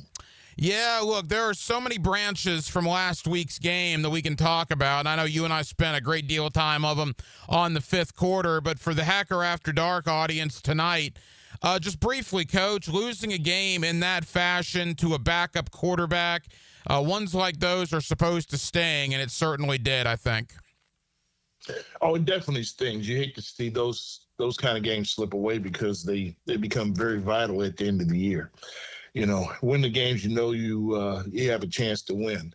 You know, even though a lot of people picked us in this type of game, you know, going into their second game that they should have won at home. And I think we had an opportunity basically to burst that bubble, you know, on their end, and it should have happened. It didn't occur. There were a lot of good plays that did happen and not enough plays to finalize and finish the game off. You know, one of the big stories was actually a few big storylines coming out of the loss to Cincinnati. One of them is certainly Brian Thomas Jr. in what was, quite frankly, a disappointing performance for a player of his stature. There was some talk about alligator arming balls or maybe not giving maximum effort.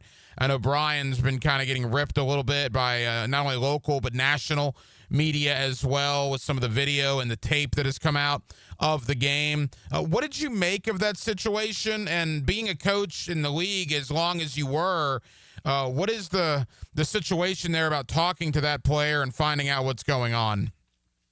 Well, I think that, you know, he definitely needs to be talked to on a one-on-one situation. There's something obviously wrong. He's not the same player he was at the end of the year ago. And there is something different. You know, and I've faced this as a coach over the years in different situations where a running back is getting chopped in the knees, and all of a sudden he's falling down before the defender gets in front of him.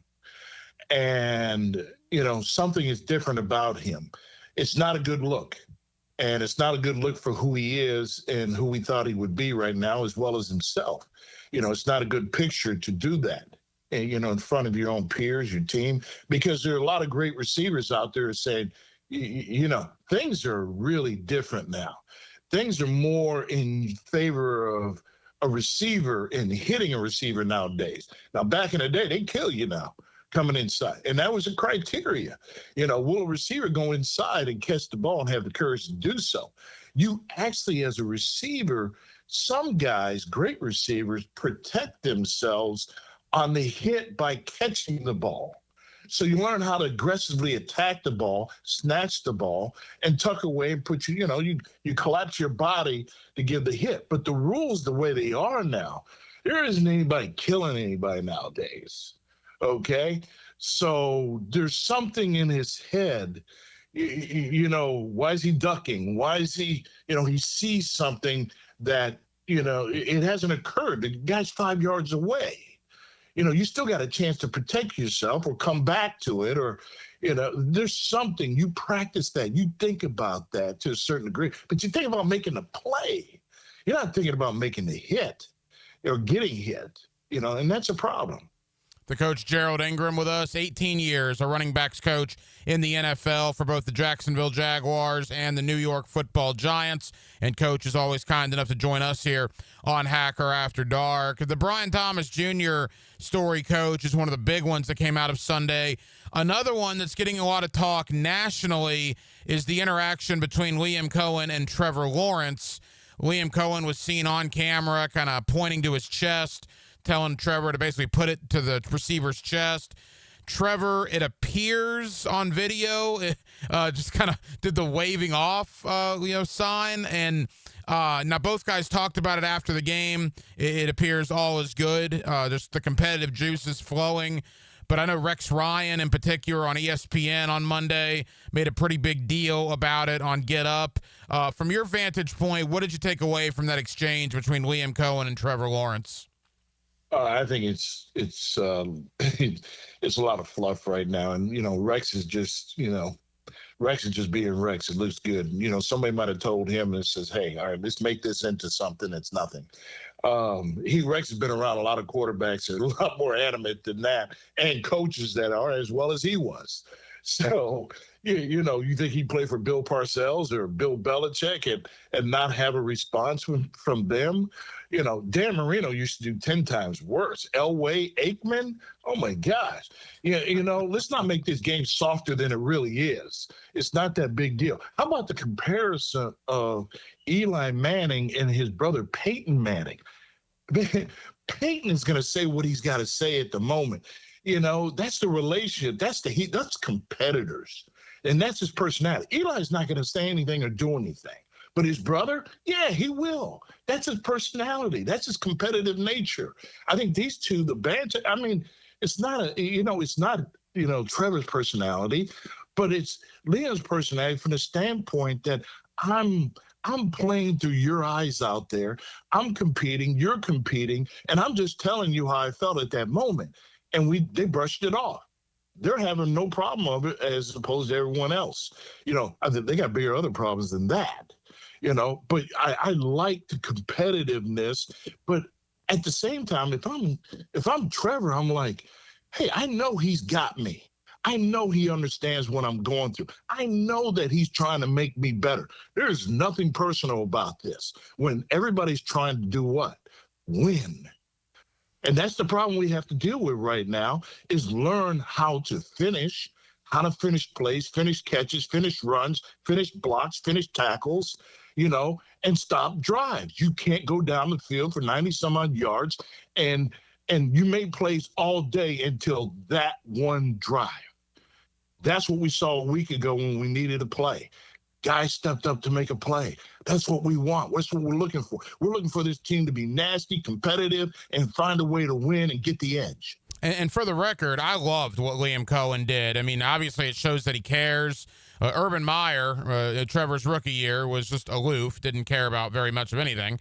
And then Doug Peterson, at times, just didn't look very interested. So, the fact that Liam's kind of coaching Trevor that hard, I think, quite frankly, is a good thing and maybe what Trevor needs. So I love the fact that Liam Cohen did that. Yeah. All right, the Texans come in on Sunday. Again, final moments with the coach, Gerald Ingram. Texans come in on Sunday, Coach. A division rival, certainly. A big game in the AFC South. And you add the Azeez Al-Shaair effect, his first time back in this stadium after that cheap shot that ended Trevor Lawrence's season last year. Boy, it should be a really, really interesting environment and game on Sunday at 1 o'clock. If you're the offensive lineman and you let your quarterback go through that, we got a problem. That should set the tone right then and there. This week, in that offensive lineman room, the head coach talking about it if he needs to. But in that offensive room, you're saying, when we run the ball, we're hitting them in the mouth. When we go to chip them, we're hitting them in the mouth. They're going to feel some kind of pain no matter how this game turns out. We established the attitude that we didn't like that happened to our quarterback a year ago. So it should be a great motivation. Well, and you look, too, at the situation coming in. The Texans have just basically dominated the series here in Jacksonville. Houston wins here essentially whenever they want. And Jacksonville, look, coming off a loss to Cincinnati. Liam Cohen has talked about responding to adversity, Coach. And this will be the ultimate test because no question there was adversity on Sunday, and there's been a lot of adversity since the game and that loss to Cincinnati. I think it will be fascinating to see how this team responds because a year ago, you could argue when Travis Etienne fumbled that ball on opening day against Miami, the team maybe never recovered from that. And now they get an opportunity after a devastating loss to come home in the throwback uniforms in a revenge scenario against Azeez Al-Shaair and a rival in Houston. And if you want a chance to respond pretty quickly, well, you're being given a golden opportunity on Sunday. Well, I think what Liam's going to do, and I think he's a very bright coach, and I think what he's been trying to do is raise the level of execution. And through your execution and being consistent, and if we find a way to be consistent, is what he's always saying, and everybody does their job, you'll learn how to handle adversity, okay? Because you can't come off looking at a 9-play drive, score a touchdown, set the tone, and then have another 8-play drive, okay, and then be stopped by an interception. You stopped yourself. They didn't stop you. So you got to overcome the mental. So I think the psychology of what he's going to try and get to is that, the expectation level has got to rise up. There are players out there that are playing better than they have a year ago. And and it's like every group has to raise up and raise their level of expectations. I think that's what he's expecting them to do, to get to where, we want to be. If you want to win and you got to win your division, guys got to do your job. You got to finish your job. You got to do whatever you got to do to win, make plays, and make one play more than they do. And that's all he got. If he just gets that out of them, that our execution level, and that we don't have hiccups, we don't have, the penalties, and we can't fix them soon enough, and we got to play man coverage and bump and run and people over the top, and we got to hit people. We just have to do our job better and more consistent for each other. I think that's what he's going to do this week. And you won't even think about what the history was. Just execute. Coach, final question. We got 60 seconds. This running back combo all of a sudden of Travis Etienne and Bashal Tutin has got a lot of people here awfully excited. You coached running backs for 18 years in the league. What's your thought on the Jaguars running back duo right now? I think it's wonderful. I mean, I've always played a duo and a trio and things like that 2 times. I almost had both backs over 1,000 yards. I think it raised the level of competition on whoever wants to be out on that field. You got guys, you want to have your running backs urging to get on to be on the field to say, hey, I'm going to be the one to spark this team, and that's what they play for. So the duo, all 3 of them you got 2 rookies that are learning to play, but they're becoming more and more relaxed every game by playing. And that's wonderful to see. I like to see that the utilization of not just the run, but through the pass game. We did that with Fred Taylor when we were here. Fred Taylor beat Aaron Beasley when he was at the Jets on a go ball. He beat, in Baltimore, he beat Rod Woodson on one-on-one safety coverage. You got what we wanted, and he beat him on a go ball.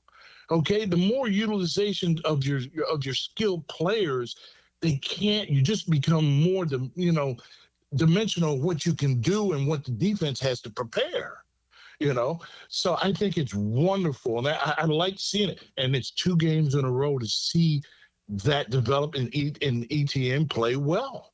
And he has to continue that and help lead the team, just like Trevor has to.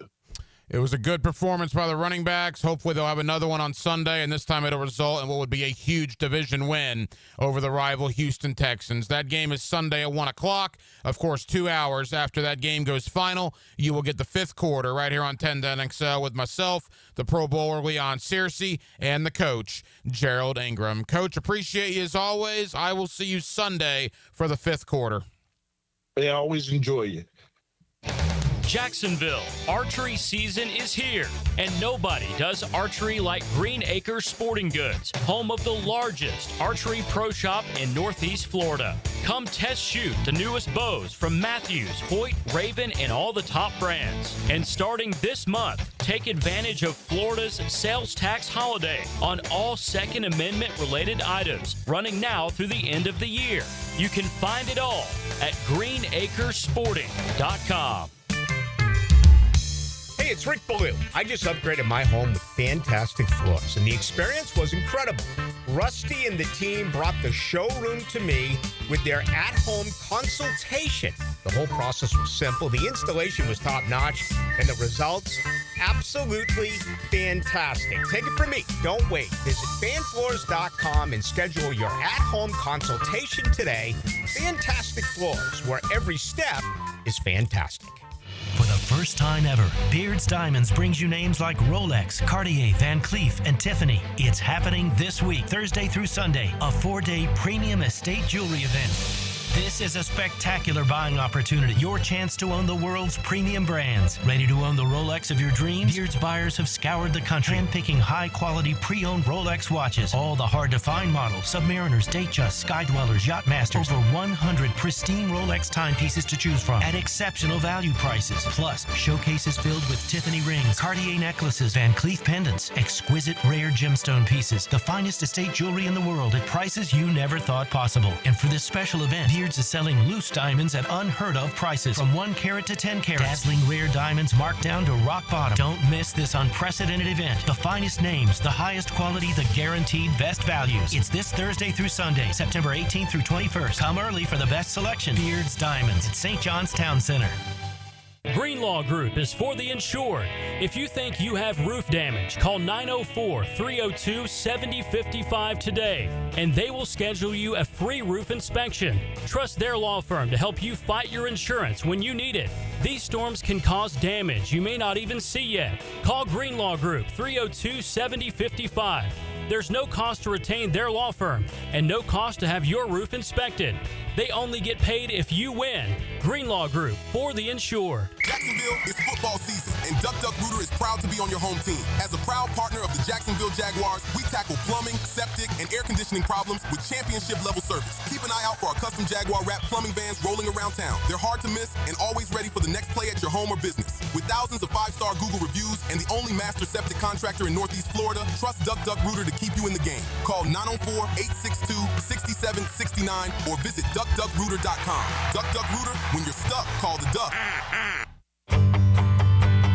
Hello, First Coast. I'm sure by now you have seen our bright green GFL trucks and containers throughout the greater Jacksonville area. We're an industry leader in solid waste and would love the opportunity to earn your business. We're committed to customer service, reliability, and have an unwavering focus on safety. Whether commercial or construction, let us haul your waste away.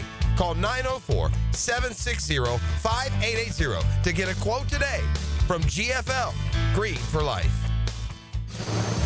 Hi, this is Dave Barker. Want to grow your hair back? IHRS, right here in Jacksonville, is the only hair transplant clinic in the Southeast to offer multi-unit hair grafting and the 45-minute PRP treatments. Grow your hair back. Call now for a free in-person evaluation. 904-777-IHRS, 904-777-4477, or visit hairforme.com.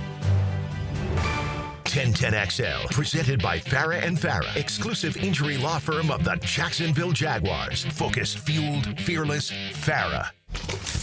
Now the cool down with Donovan Air, Electric and Plumbing, keeping Jack's cool since Back here on 87. 1010XL and 92.5 FM in the city of Jacksonville. We are glad you are with us. Florida and Miami, Saturday night, 7:30. Of course, you'll hear the game right here on 1010XL. Florida looking to right the ship after back-to-back losses. Miami, all is going well with the Canes, right? They're ranked in the top 5 in America.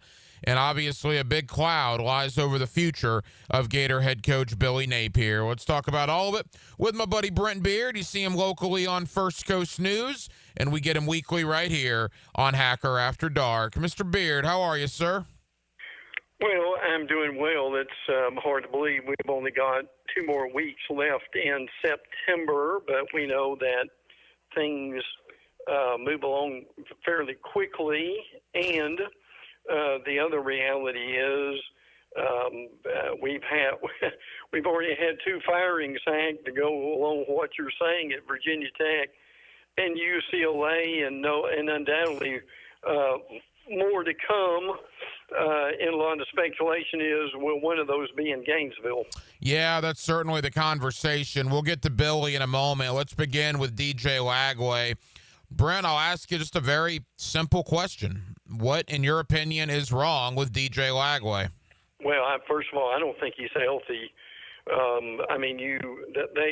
There was a picture before the game started of one of the trainers was helping him with his jersey. Just basically put the jersey on, and he was wincing throughout the whole time that the jersey was coming on. So I think that probably tells you something, that he's not healthy yet. But with some of a lot of the throws that he made, particularly the interceptions, they were not smart decisions, were they, Hack? And it got him in trouble. And frankly, there's no guarantee. But if he doesn't throw the interception, it really makes you wonder if they either win the game or they've got the ball late in the fourth quarter with a chance to win the game. I made this point earlier this week, and it's almost the same exact thing I said about Gus Bradley with the Jaguars back in the day. Billy Napier is the kind of guy that I want to go drink a beer and eat a hamburger with and just talk about football, play a round of golf with. He's a good guy, and I have nothing against him personally, and I would love one day to have a beer and a burger with Billy Napier. I just don't think I want him coaching Florida anymore. Yeah. That's basically what it boils down to. People are already saying, well, Billy kind of ruined Anthony Richardson. Is he doing the same thing to DJ Lagway? What's your thought on that? Well, look, I don't think I'm not sure that Billy ruined. I've got to think about that a minute. But look, I think Richardson just had so many flaws. There was frankly only so much that Billy could do with him. As much as anything, I think Lagway is a much better quarterback than Richardson ever will be, frankly. But what you've got right now is a team that, they're okay. They're playing close, but you don't pay guys like this just to stay close. So now Jabbar Julick is suspended for 3 games for some silly altercation before LSU. And if you noticed, not only did Florida announce that, but the SEC announced the suspension, which should tell us something, shouldn't it? You see Brent Beard on First Coast News. You also get him weekly right here on Hacker After Dark. And the shame of all of this is, look, you can go over all the numbers, right? Billy's 20-21 in his time at Florida, 10-15 in the SEC. He's got the worst winning percentage of any Gator non-interim coach dating back to 1950. And, what's he going to say? He's required to do these press conferences. But on Monday, he stood up there, Brent, in Gainesville, and talked about how close they were. A couple of plays here and there. Well, that might be a bill of goods to sell on 2025, but you're under 500, 41 games into your tenure at Florida. You have a 40% winning percentage in conference games. You're not close. You can only say that so many times before people just stop wanting to hear it and stop believing it. Well, and the defense has only given up 2 offensive touchdowns in 3 games. That's amazing, but they're 1-2. But the offense is averaging 13 points on offense in 2 of those losses. So that's a lot of the problem that is going on there. And the majority of the penalties through the 3 games have been on the offensive line for one reason or another. So. And then, you continue to lose people. Caleb Banks, the defensive lineman, has a long-term injury to his foot. And now you go into a game against one of your big rivals who, if they can put a number on you, they certainly will. Brent, we mentioned this last week, and look, everybody's going to talk about Lane Kiffin, right? And everybody's going to talk about Gruden. Sure. I think Marcus Freeman and Dan Lanning, you probably at least need to call them and make them tell you no. Man, I'm on the Brent Key train. I love that guy up in Atlanta. Now, I don't know if that'll be the sexiest name for Gator Nation, but I love everything about Brent Key. I would be ecstatic if he were the next coach at Florida if Billy is sent down the door. The thing that you like about Brent Key probably is he's a good fundamental coach. They're hard-nosed. They play tough on both lines of scrimmage. They've got a quarterback who is not great, but he certainly has lived up to the billing. Now, can you pry him away from Georgia Tech? I think you probably can. Another guy to look at again is Dan Lanning, who's done a masterful job at Oregon, frankly, but they really have got to make a decision. That there are a couple things going on here. One, do you make a decision after Miami and between Texas when you've got the off week? The guy that they thought would probably be an interim type guy, as we mentioned a few minutes ago, has been suspended for 3 games. But look, you can find an assistant coach who can be able to stay in here. And people are saying, and I get some of this, well, why would you hurry in this and why would you make these decisions? Well, part of that is we're a lot closer to signing day than people realize. You've got to have the ship righted. Now, signing day obviously is the first Thursday in December, but heck, frankly, we're almost done with September, and that's not far away. So if you're going to do something, you frankly need to do something pretty soon so that you can bring someone in, or at least reassure these recruits that you're active in your search and you're bringing someone else in. And again, the real problem here with Billy is, I really do wonder, Hack, how much of this would have been averted if he would have gotten a true offensive coordinator and let them do what they needed to do instead of being stubborn and deciding that he needed to continue to be the offensive coordinator throughout. A couple more for Brent Beard. You see him locally on First Coast News. You also get him weekly right here on Hacker After Dark. Quickly, Brent, to Miami. I think you're right. I think if Cristobal has the opportunity to kind of bury Florida, there's going to be a lot of recruits in the house Saturday night. College game day is going to be there. It's the national game on ABC. I think Cristobal is going to take advantage of that opportunity, maybe run it up a little bit. And look, Miami, the overwhelming favorite. And my concern for Florida is back-to-back weeks, the defense played really well and lost the game.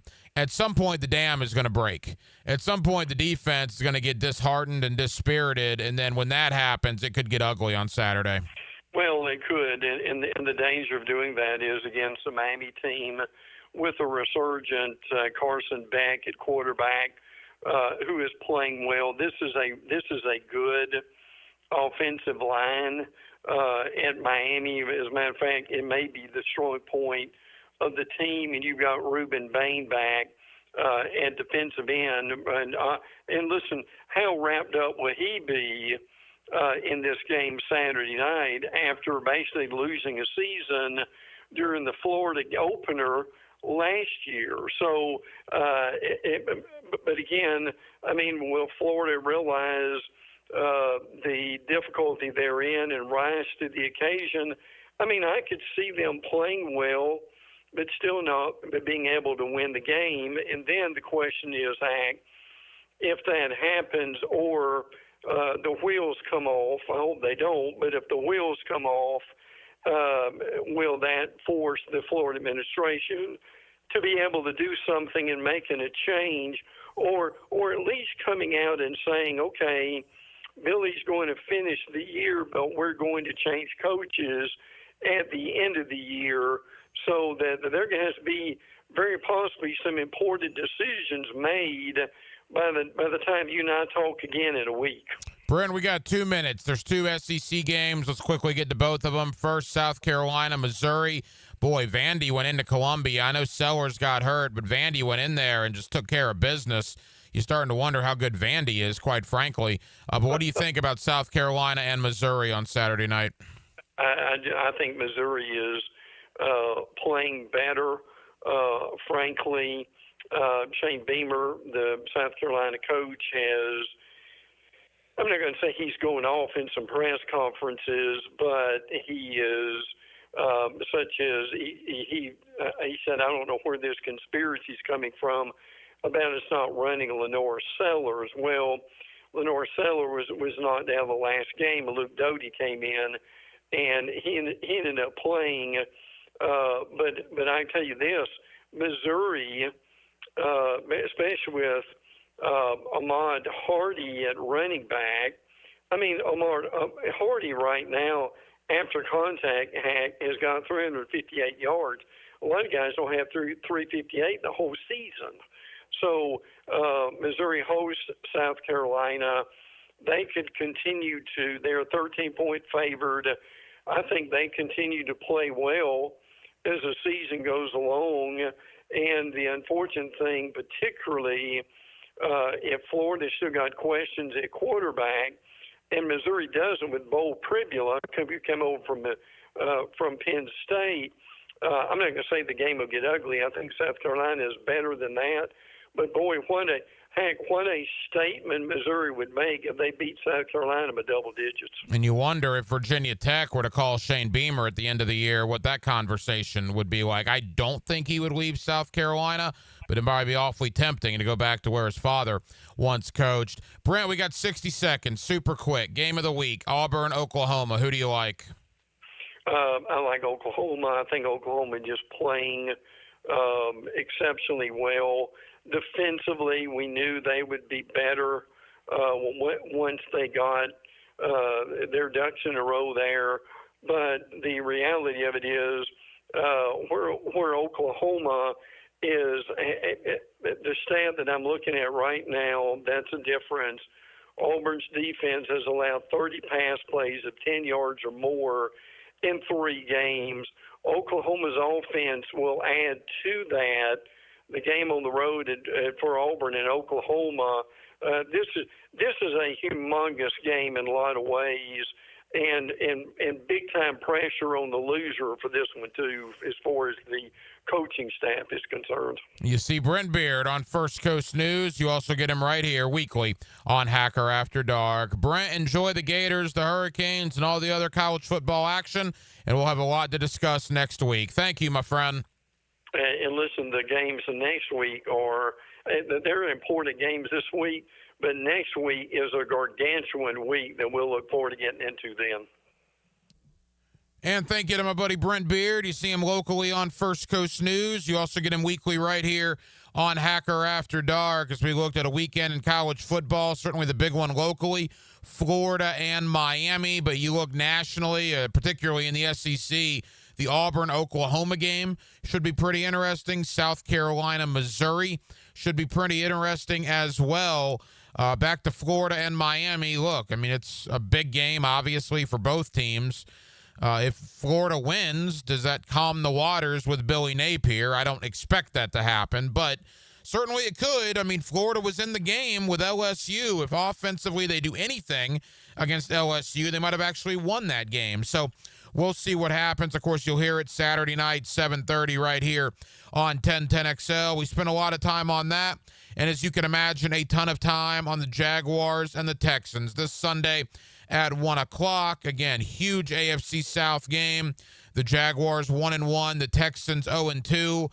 Houston has won 9 out of the last 10 meetings here in Jacksonville. The Jaguars need to put an end to that very quickly, and they have an opportunity to do that Sunday at 1 o'clock down at Everbank Stadium. Well, that will just about do it, man. Very busy Thursday night edition of Hacker After Dark. We certainly appreciate you guys hanging out with us here on 1010XL and on 92.5 FM. We have a ton of people to thank. Again, my buddy Brent Beard You see him locally on First Coast News. You get him weekly here on Hacker After Dark. Thank you to Gerald Ingram, the coach, who joins Leon Searcy and myself every Sunday for the 5th quarter. He will be with us 2 hours after the Jaguars and the Texans go final.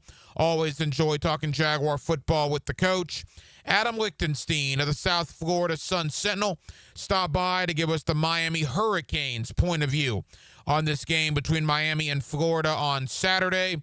And back in hour number 1, my buddy Cecil Shorts, former Jaguar and Texan wide receiver. Thought Cecil had some really good insight into the Brian Thomas Jr. situation, some really good insight as to what is wrong with the Texans right now. Always enjoy talking with Cecil Shorts. And I was down in the Jaguar locker room, had DeJuan Smoot and Dennis Gardeck on from the Jaguar defense. Really appreciate both guys joining me here on Hacker After Dark. Now, tomorrow night, Hacker After Dark turns into the Friday Night Lights postgame. Myself and Dylan Denmark will be on following Bowles and Oakleaf, victorious head coaches all over Northeast Florida. I also invite you to join me at 7 o'clock tomorrow night on the social media channels of both 1010XL and Channel 4 for Friday Night Lights on 4+, as Justin Barney and myself will react to all the high school games in real time as they're going on. And that stream will begin at 7 o'clock, again, on the social media channels of 1010XL and Channel 4. Also, Dylan Denmark and myself will have Gator Bites, the podcast about the Florida Gators, on the 1010XL social media platform tomorrow morning, just after 8 a.m. Speaking of Dylan Denmark, he was your producer tonight. Dylan, great job as always. I'm the hacker, Ryan Green. And again, Jacksonville, thank you for spending part of your Thursday evening with us right here on Hacker After Dark, on 1010XL, and on 92.5 FM. So for all of us here on HAD, have a terrific remainder of your Thursday evening, and I will see you tomorrow night under the Friday Night Lights. Until then, good night, Jacksonville. Hey, Nye Lawrence Stample, national champion.